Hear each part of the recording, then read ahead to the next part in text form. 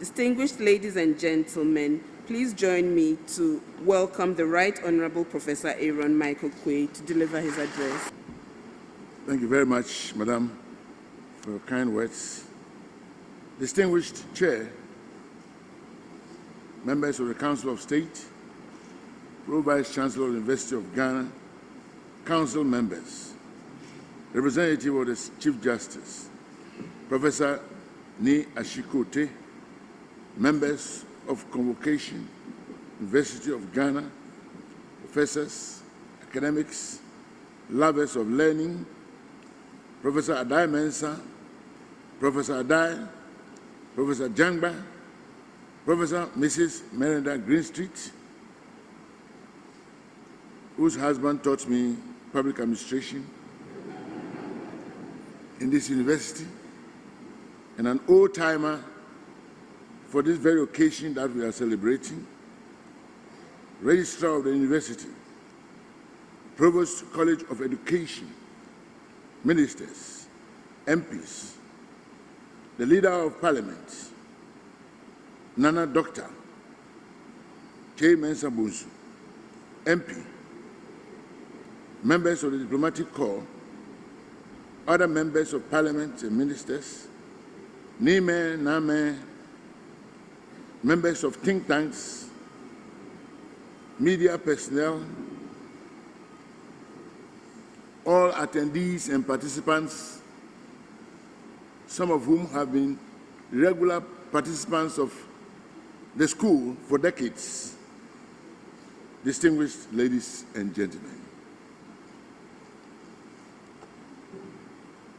we are and we have celebrated 25 years of constitutional rule. And I believe that not a better topic could have been chosen for this occasion, but for what we have. It's important for us as a nation to examine from time to time the trajectories of our political history and the things that we've passed through unto this time. After all, the unexamined life is not worth living. The First Republic lasted from 1960 to 1966, 6 years. The Second Republic, 27 months. The Third Republic, 27 months.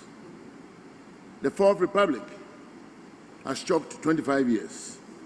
We have cause to congratulate ourselves. Many of us have experienced it all, from one party, Preventive Detention Act, Article 55 of the 1960 Constitution, whereby the President had constitutional power to dissolve Parliament and rule by presidential decree, and whereby, in 1964, we gave even our President more powers to turn aside court judgments as he sat in Flagstaff House. We've seen constitutional experimentation, and these have sooner than later turned back into revolutionary experimentation, union government,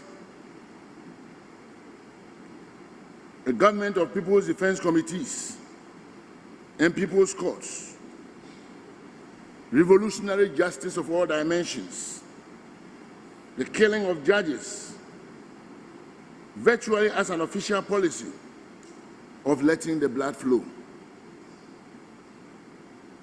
We've had the occasion thereafter, having gone the full scale of all manners of trials and errors, to assume a constitutional rule. This constitutional order definitely is akin to strong institutions and the rule of law. It's got human rights provisions of unlimited nature. We've got provision for legislative oversight of executive action. which we can say is also weak in many ways, because members of parliament are also members of the executive in many ways.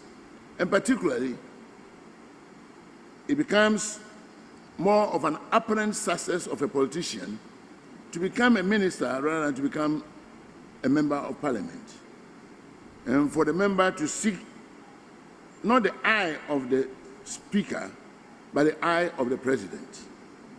In such circumstances, I think it is better for us to revert to 1979, where you could either be a member of parliament or a minister of state. Professor Dimensa can tell us more. We are today looking for countervailing authority because it's been said, and it continues to be said, that the power of the presidency is too strong. Not regarding any particular person, but in terms of the institutional arrangement. Distinguished ladies and gentlemen, as we look back on what we have, which is essential in the circumstances, we look at elections. And I recommend that those who go and sit and make more careful examination should seriously consider why, in a cyclical movement of every 4 years, prayer comes,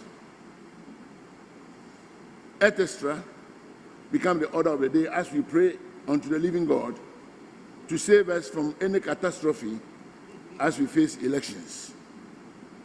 It shows that we are not sure of our constitutional and other legal arrangements. And what is more, do we have the best of practices by way of the electoral law of our country?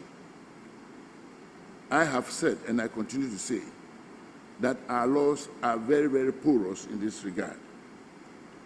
Of course, you will need to examine decentralization. And for that matter, issues regarding elections there, the party system being applied,